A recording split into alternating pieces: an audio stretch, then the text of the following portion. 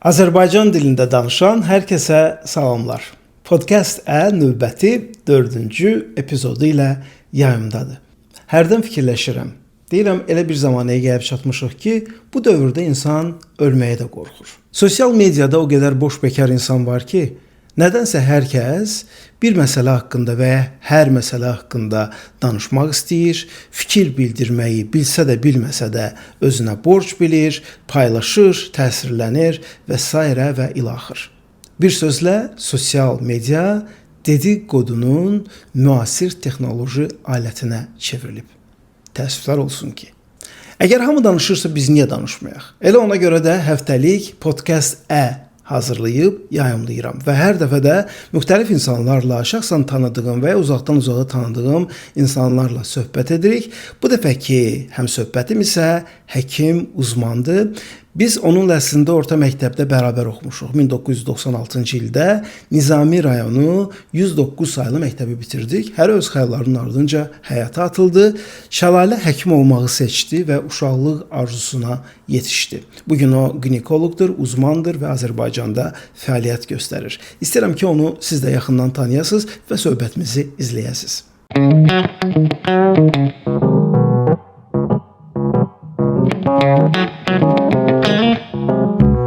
Salamlar Şəlalə, səni Amerikadan, paytaxt Vaşinqtondan salamlayıram. Salam Səxavət, mən də səni Azərbaycandan, paytaxt Bakıdan, vətənimdən salamlayıram. Nə gözəl. Bugün burada həftənin artıq şənbə günüdür. Bu podcast'ı yazdığımız gün həftə sonudur. Burada səhər saatlarıdır. Bakıda hazırda axşam saatlarıdır. Aramızda 8 saat fərqimiz var. Amma bu da bizim podcast yazmağımıza mane olmur. İzləyicilərimizə əvvəlcə onu bildirim ki, biz Şəlalə ilə eyni məktəbi bitirmişik, sinif yoldaşları olmuşuq. 1996-cı ildə biz orta məktəbi bitirdik. O vaxt yeniyetmə gənclər idik, yeniyetmələr idik, arzularımız var idi, xəyallarımız var idi. Və necə ki o vaxt sən arzulayırdın, xəyal edirdin ki, həkim olacaqsan və sən öz xəyallarının ardınca getdin, bu baş verdi. Və bugün səni öz xəyallarına çatmış görmək məni sevindirir və düşündüm ki, bugünkü podkastı mütləq səninlə də danışaq. Və nə gözəl ki, qəbul etdin və biz bugün söhbət edirik. Nə üçün bugün Azərbaycan həkimləri, yəni Azərbaycanda tibb universitetini bitirən həkimlər uzmanlıq görmək üçün adətən Türkiyəyə gedirlər? Yəni bunun səbəbi nədir və nə üçün Türkiyə təcrübəsinə üstünlük veririk? Daha çok üstünlük verilir. Çünkü dediğim gibi dünyanın en zor sınavı tuz sınavıdır. Yani zor olan şey de genelde yaxşı şey olur ve praktik cəhətdən Türkiye daha üstündür. Yani hər hansı bir kursa gitmek, hər hansı bir gedib qıraqdan izlemek değil. Məhz tıpta uzmanlık sınavı ile uzmanlık kazanmak. Çünkü oradaki sistem belli bir mantığa dayalı qurulub.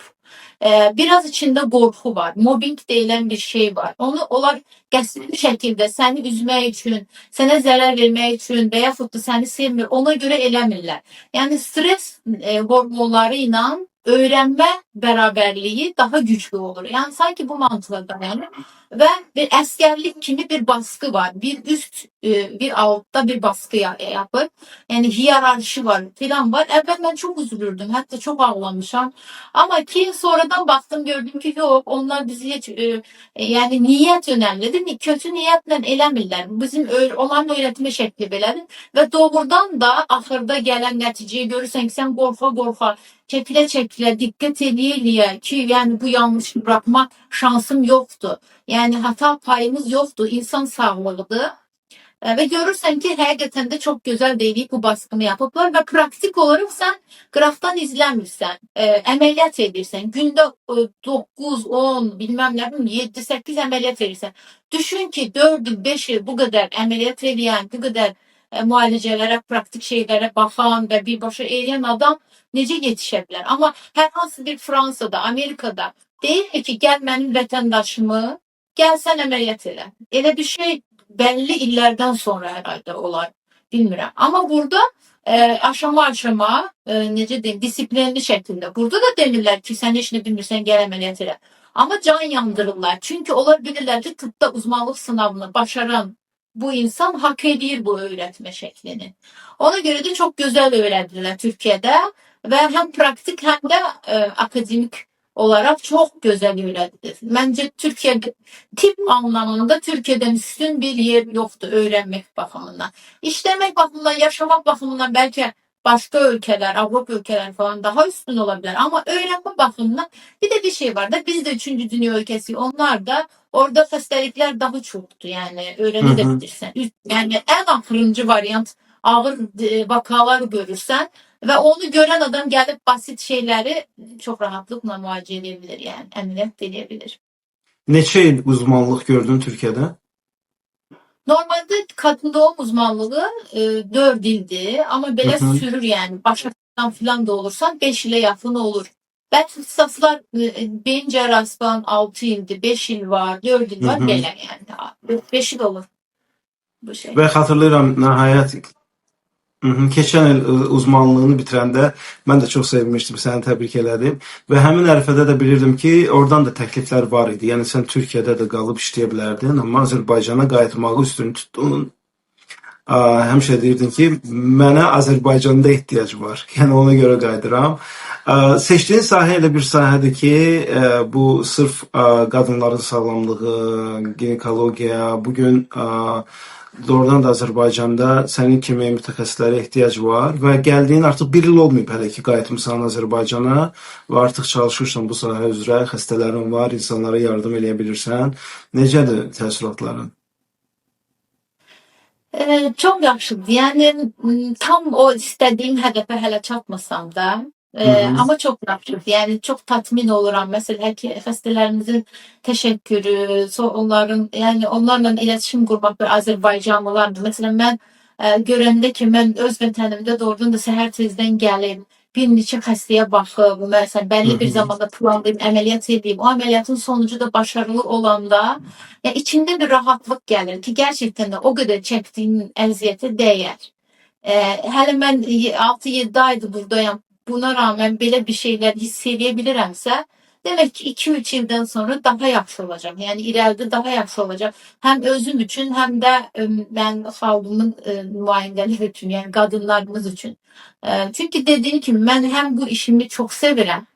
Üstelik de vətəni çok sevirəm. Bu biraz yani diyebilirler ki yani sen niye bu kadar milliyetçisin ki yani insan insandı da yani məhz Azərbaycanlıdır diye bunu niye abartırsan ama maalesef ki belədir yani bu psikolojik durum da olabilir.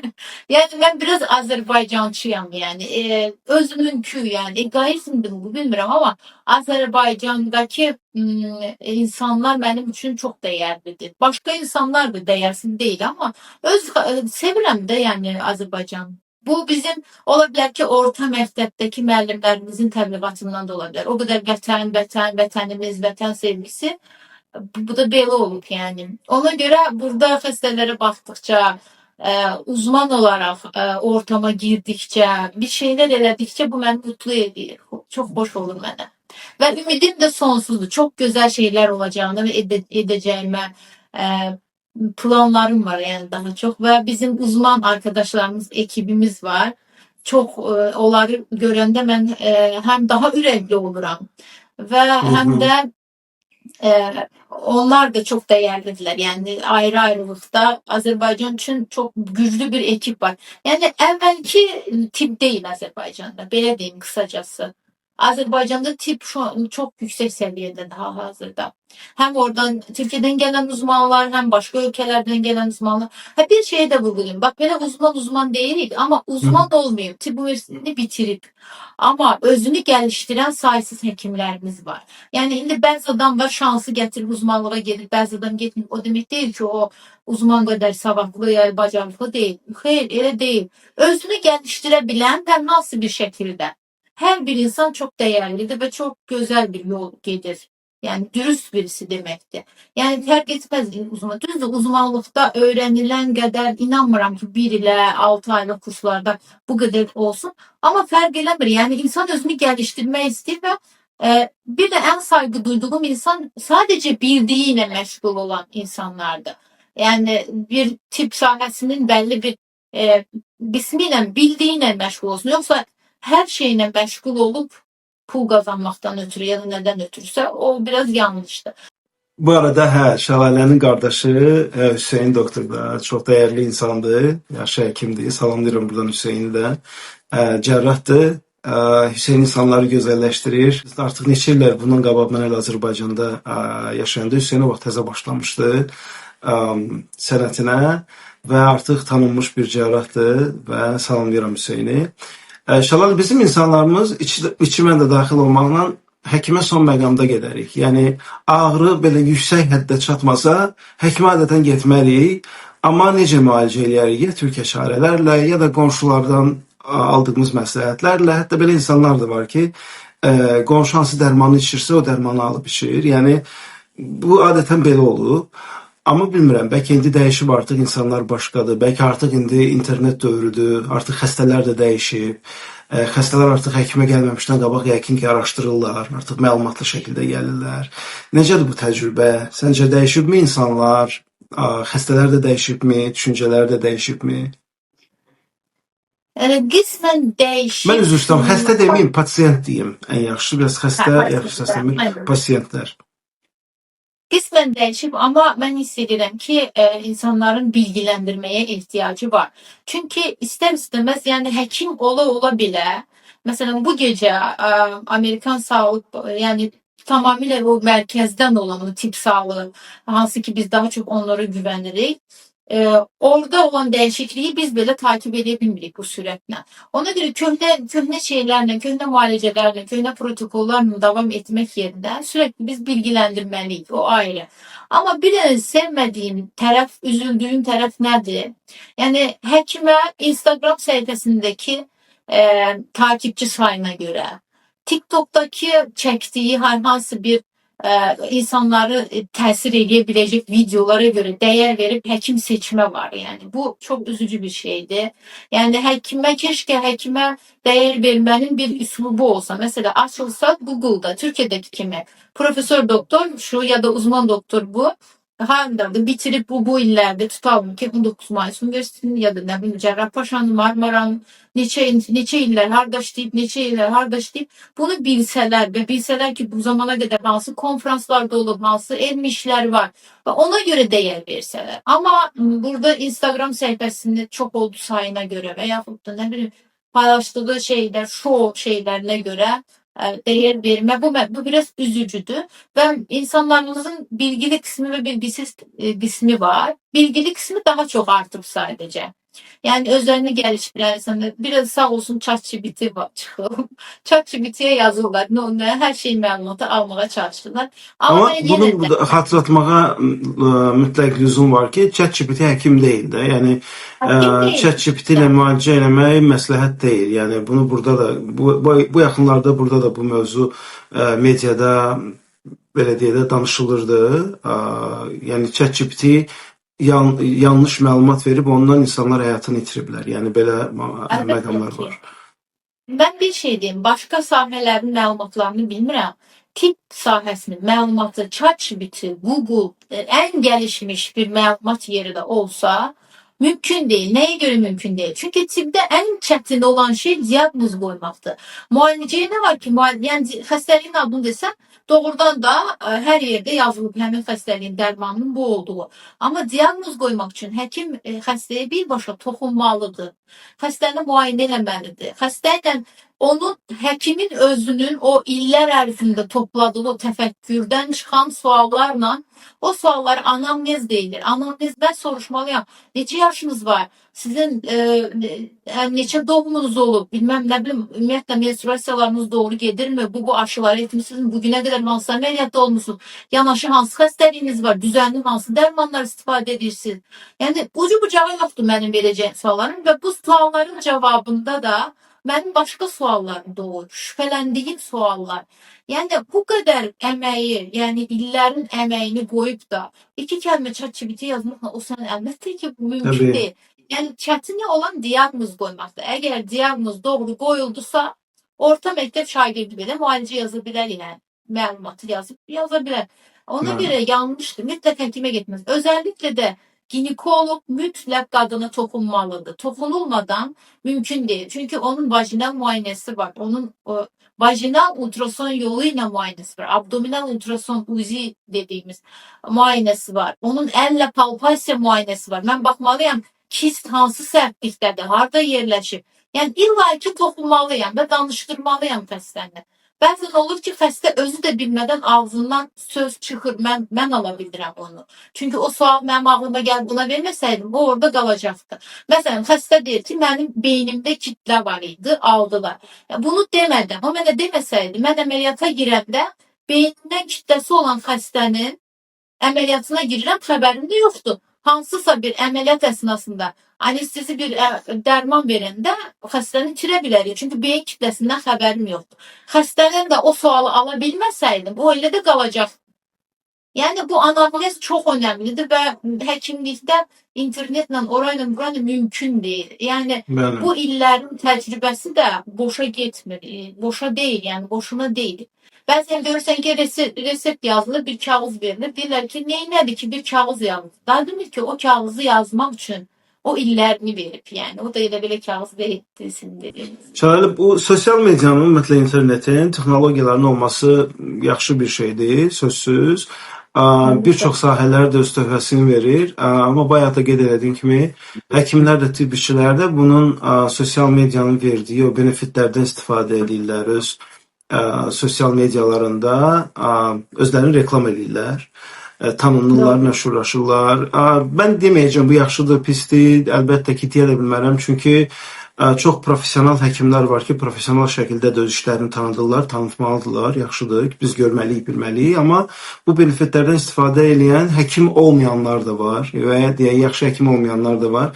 Bu həmkarım, keçmiş həmkarım Qənirə keçən il başladı, yəni sosial mediada həkimlərlə bağlı, o qanunsuz həkimlərlə, həqiqi olmayan həkimlərlə bağlı paylaşımlar eləməyə. Buna biraz fikirlər fərqlidir. Mən nə baxımdan yanaşıram ki, Qənirə mövcud olan bir problemi işıqlandırdı. Yəni, məsələn, Qənirə bunu işıqlandırana qədər mən düşünmürdüm ki, belə bir şey mümkündür. Yəni, Azərbaycanda həkim olmadan, uzman olmadan sən işləyə bilərsən. Yəni, həkim kimi işləyib insanları, xəstələri qəbul edə bilərsən. Mən bunu bilmirdim. Və bunu biləndə mən oradan da həm şok yaşadım ki, bu necə mümkün ola bilər? Sən necə həkim olmadan insanları müalicə edə bilərsən? Çünki, məsələn, mən tutaq ki də, məsələn, IT-ni bitirməmişəm, amma yalandan IT-ni bitirmişəm deyib gedib IT sahəsində işləməklə heç kəsin həyatını korlamıram. Amma sən həkim olmaya, insanların həyatı ilə oynayıb, yəni pis nəticələrə gətirib çıxara bilərsən.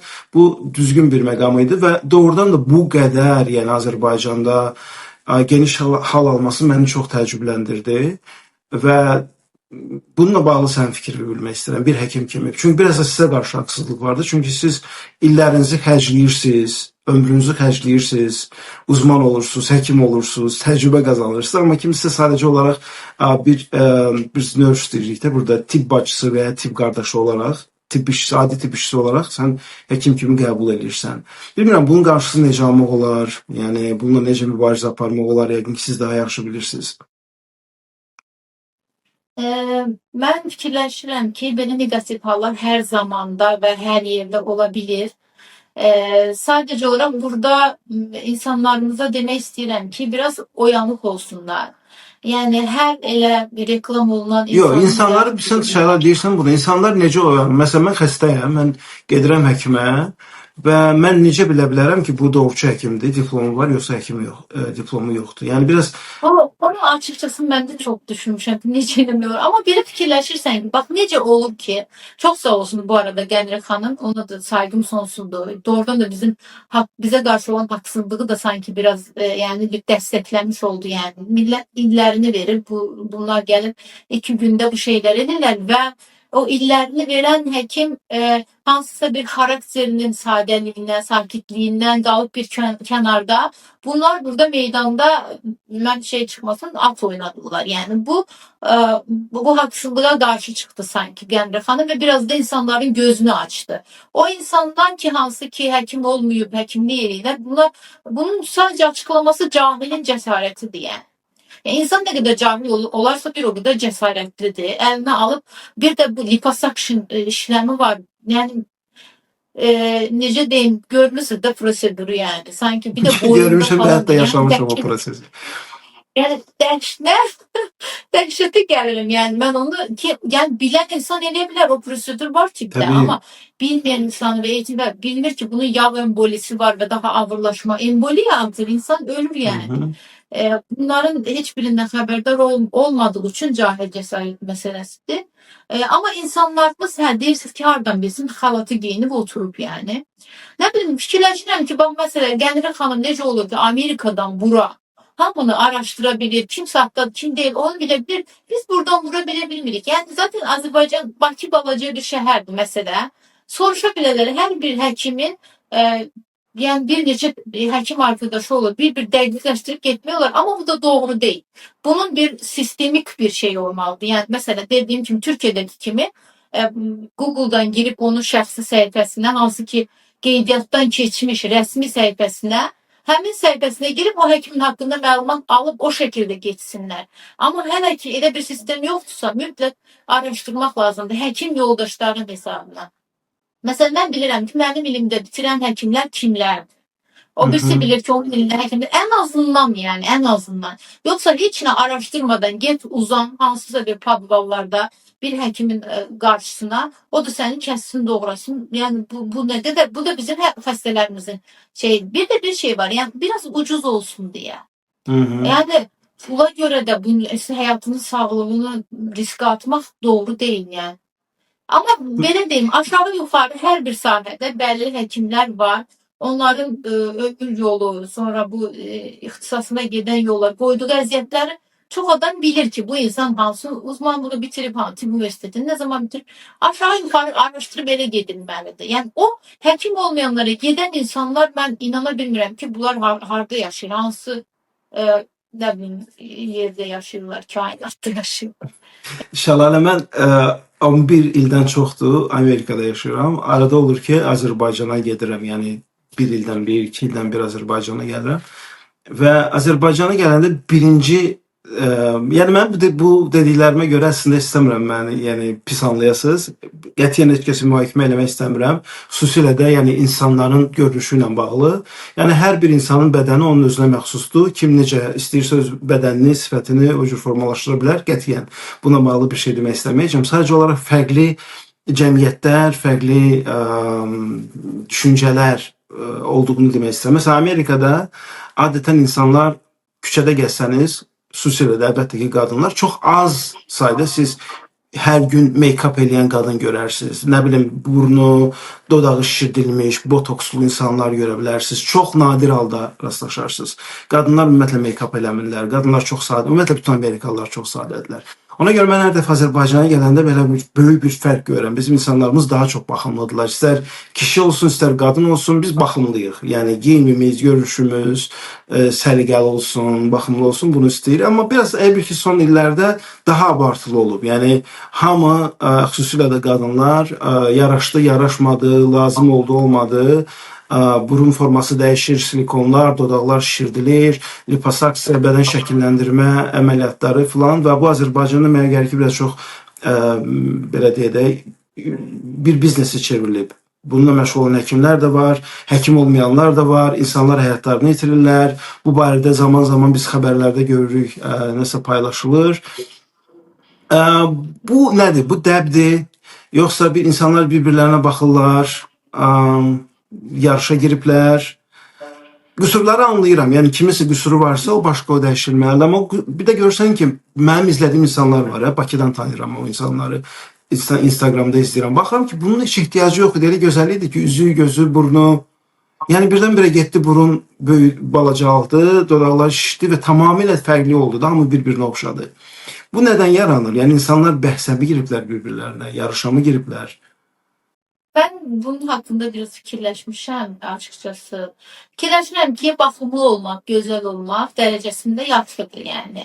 Hətta bəzi indi yaşla bağlı olan bəzi dəyişikliklər olur. Özellikle de qadınlarda da kişilərdə. Yəni bu prosedurları etdirmək məncə pis deyil. Nəyə görə əlimizdə bu şans var elə məsələn tez qocalmaqdansa ufak tefek dokunuşlarla bunu etdirmək olar. Ama bu abartılı özellikle de necə deyim, Bəzi orqanların daha da böyütdürülməsi, iyrənc vəziyyətə gətirilməsi bu doğru deyil yəni. Hətta iyrəncdir. Bizim heç mentalitetimizə də uyğun deyil o şəkildə özünü o hallara salmaq. Bunların hamısının səbəbini mən şeydə görürəm, özgüvənsizlikdə. Yəni biraz da millət olaraq bizdə biraz özgüvənsizlik var yəni. Bu yalan deyil. Özümüzü bəyənmədiyimiz üçün, özümüzü sevmədiyimiz üçün bu vəziyyət yaranır. Və ikinci də insanların bir-birinə sevgi verməməsi, sevgi əksikliyi. Eləsində bu sevgiyə doysan və özünü gözəl hesab eləsən, heç də özümə əl qatıb özümü gözəlləşdirməyə, nəsə bir dəyişikliklər eləməyə, abartılı dəyişiklikdən söhbət edirəm. O plastik cərrahların baş bəlası sayılan vücut dismorfik bozukluq sendromudur o. Yəni Türkiyədə uzmanlıq hazırlaşımda küçük stajlarda oxumuşdum bunu. Vücut dismorfik bozukluq. Bax bizim toplumun xəstəliyinin adı budur. Vücut dismorfik bozukluq sendromu. Yəni ki, gedir bu orqanını düzəltdirir, sabah gəlib bəyənmir və başqa plastik cərraha gedir, onunkunu da bəyənmir, keçir o birisinə. Yəni bu sabah da burununu bəyənmir, o birisi gün başqa yerini bəyənmir. Bax bu xəstəlik, cəmiyyətin xəstəliyi. Bu iki səbəbdəndir. Bir sevgi əksikliyi və ona bağlı özgüvən əksikliyi. Bizim toplumun ən böyük yaralı yeri budur.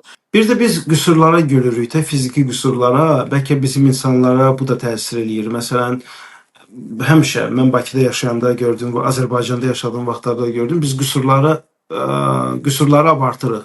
İnsanların qüsurlarının üzünə vururuq. Yekə burun, nə bilim, yekə qarın filan.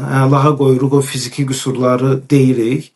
Və bu da yəqin insanlarda kompleks yaradır. Bu səbəb də ola bilər. İnşallah biz 90-cı illərin uşaqlarıyıq da. 90-cı illəri yaxşı xatırlayırıq.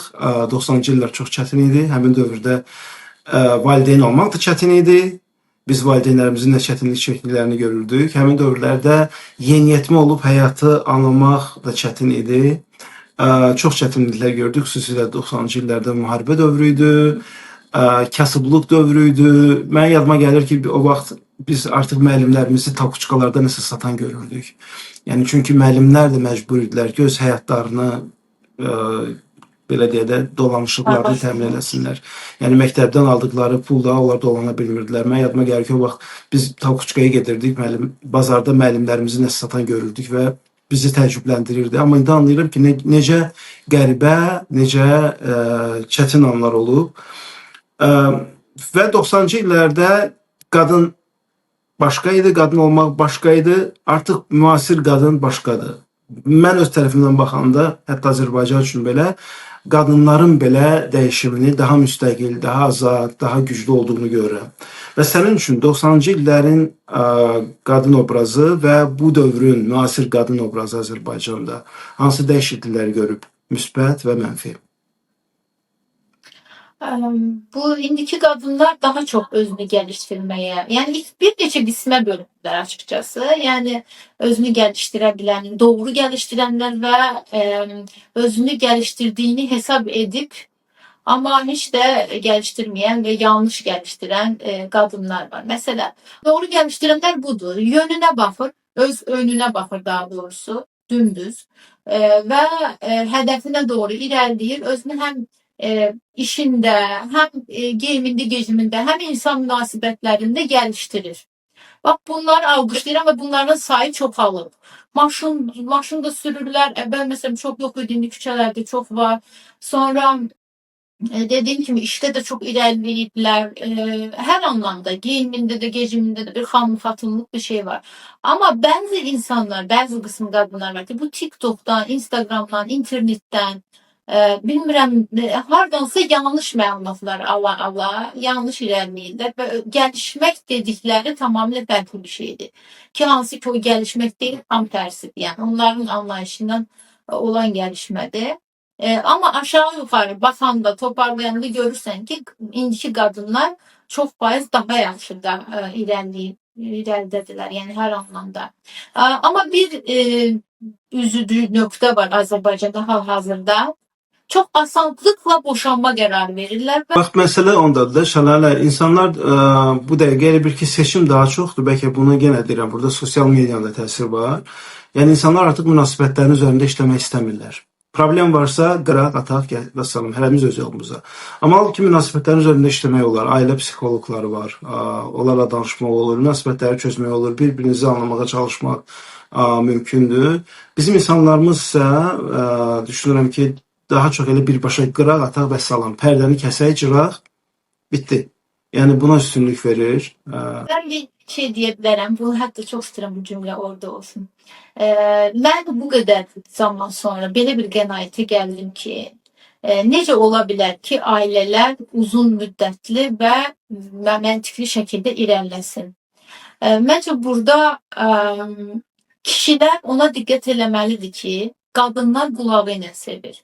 O Adil Yıldırım var, deyir ilgi, ilgi, ilgi. Yani kadına ilgi göstereceksin. Demirəm 24 saat. Günde bir iki dəfə ilgi göster yani. Ama kişilər buna diqqət eləməlidir. Qadınlar isə nəyə diqqət eləməlidir? Ki, içi mən qarışıq diqqət etməmişəm bu illər ərzində. Yəni keşke etsəydim. Qadınlar isə kişiləri dəyişdirməyə çalışmamalıdırlar. Olduğu kimi qəbul eləməyə bacarmalıdırlar. Birinci növbədə seçimdə yani bunu sen bu insanı bununla evlenirim, bu xasiyyətlərini de değiştirərəm yok. Deyip evlenmeyeceksin. Çünkü o değişmeyecek. Bu şekilde qəbul etsən ömür boyu xoşbəxt ola bilən insan. Mən bu həyatın çözümünü belə çözə bilərəm deyə qərar vermişəm. Mənim çox yaxın bir doktor uzman arkadaşım var. Elmir Təhməzov, uzman psikiyatrdır. Psikiyatr, psikoterapi.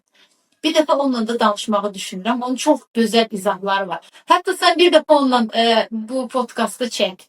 Ben onunla inanılmaz güzel hem söhbətdir ha. İnanılmaz güzel. Bak bu mövzuda ona da demək istəyirəm ki, hocam bak mən tapmışam bu tarazlığı sizce.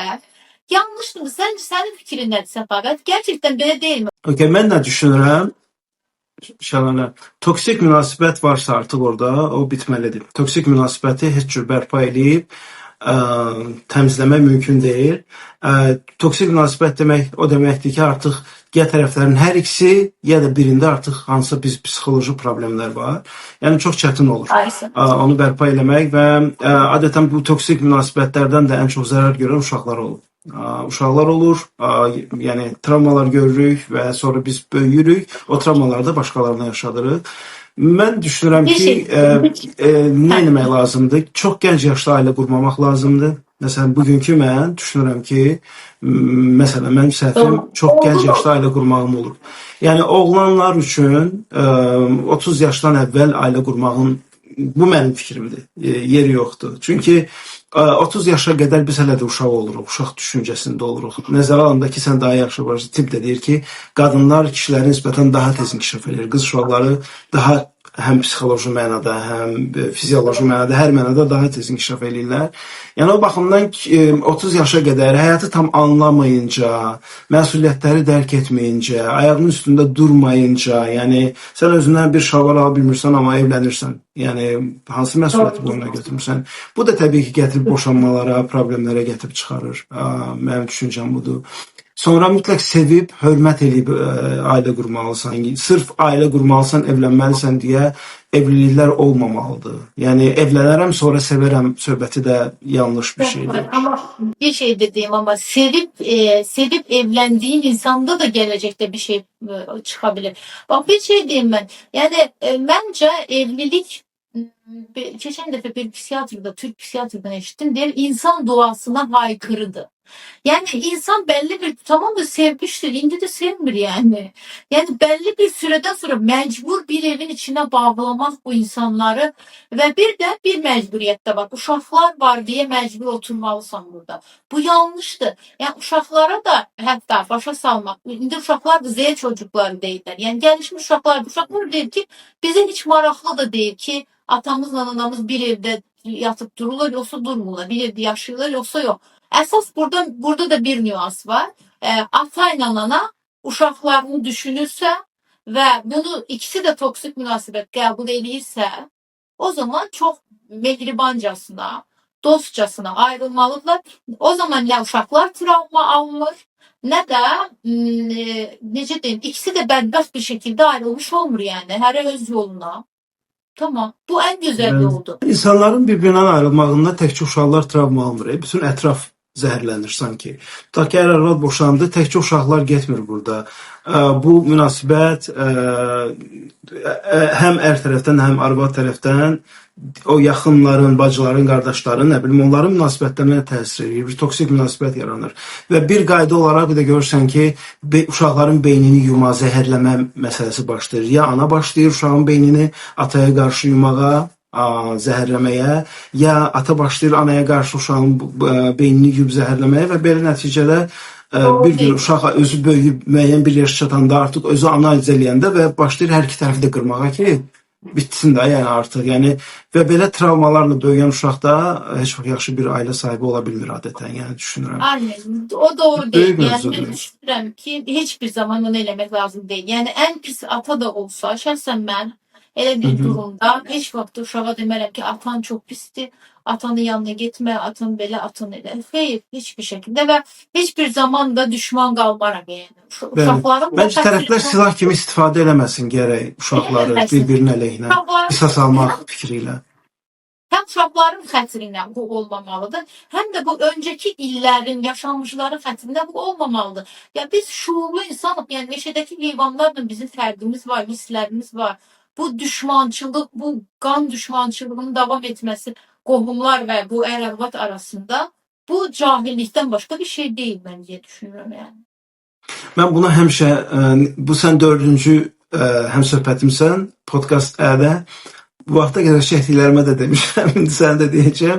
Söhbətimiz kifayət qədər uzun oldu, amma ki, yenə mənə gəlir ki, biz irəliyən vaxtlarda yenə növbəti ikinci podkastı çəkməliyik. Çünki danışmadığımız məqamlar, söhbətlər çoxdur. Mən izləyən hər kəsə də buradan çox minnətdaram diqqətlərinə görə və içində sən daxil olmaqla. Çünki bunu da qeyd etməliyəm. Mən keçən il, yox, 2 il bundan qabaq Amerikano başlayanda, sən həmin vaxtlarda uzmanlıq oxuyurdun, Türkiyədə idin. Və mən elə belə də hobbi olaraq eləyirəm bu işi. O vaxtda da 1-2 dəfə belə çəkdim filan. Heç həvəsim də yox idi. İzləyici də az idi. Yəni 5-6 adam izləyirdi filan. Və həmin ərəfədə sən mənə çox motivasiya verdin. Sən məni çox həvəsləndirdin. Və demək olar ki, bugün bunu davam eləyirəmsə, yəni məni həvəsləndirən və məcbur eləyən insanlardan biri sən idin. Sənə təşəkkür edirəm. Ya estağfurullah, ama bu da qarşılıqlıdır. Mənim özüm də asistanlıqda boğulduğum dönəmlərdə, mobbinglərdə, bilmem nə, gecə yuxusuzluqlarda sən mənə dedin ki, sən bu Instagram'ı aç və bilgilendirme videoları çek. Korkma. Yani olsun jurnalist değilsen. Yavaş yavaş öğreneceksin. Ya da gelin danışabilərsən. Get danışman səristləşəcək. Daha da yaxşı danışacaqsan diye bile motive edirdin ki indidən başlamalısan sen. Bakıya gitmeye düşünməyə değilsən. Ama o doğrudan mənə motivasyon verdi ve baş asistanlığı falan çok rahatlıkla elədim ve bugün doğrudan da belə götürəndə əvvəl mən heç çok danışabilen biri değildim yani. Sıxılırdım danışmaktan. İndi elə bir yer axtarıram ki orada çıxış edeyim. Bir də niyə görə deyirəm ki biz belə canlı Bakıda çəkərik ya da mən Amerikaya gələm. Sən bəzi verişlərin var belə yeriyə təbiət Amerikanodan danışırsan sən. O mənim çox xoşuma gəlirdi. Mütləq. Mən Bakıya gəlsəm mütləq elə bir şey çəkəcəyik inşallah. Mütləq. Hə, mütləq inşallah, mütləq. Təşəkkür edirəm vaxtını ayırdığın üçün, bu maraqlı söhbət üçün çox təşəkkür edirəm. Həyat çox qısadır doğrudan. Mən hərdən bunu deyəndə bəzi insanlar, bəzi dostlar deyir ki, bəsdir də, kvartalın axırıdır, nə ölümdən danışırsan, amma ki, ölüm bir həqiqətdir də. Yəni, düşünürəm ki, həyat çox qısadır. İnsanlar o qədər unikal varlıqlardır ki, biz öləcəyimizi bilə-bilə yenə yaşayırıq, planlar qururuq. Bilirik, onsuz da bir gün öləcəyik də, yəni ölməyən insan yoxdur. Amma nəyəsə nail olmaq istəyirik, həyatımızı qururuq, yəni həyatımızı yaşamaya çalışırıq, var dövlət yığırıq filan. Yəni o baxımdan həyat çox qısadır, ölümlü dünyadır. Bir-birimizə motivasiya olmaq, həvəs vermək, bir-birimizi dəstəkləmək gözəl bir məqamdır. Və nə yaxşı ki, yaxşı dostlar var həyatda, nə yaxşı ki, yaxşı həyatımız var. Mən buna görə həmişə minnətdarlıq edirəm və bu insanlardan bir də sənsən, sənə təşəkkür edirəm var olduğun üçün. Uğurlar sənə və növbəti podkastlarda görüşərik.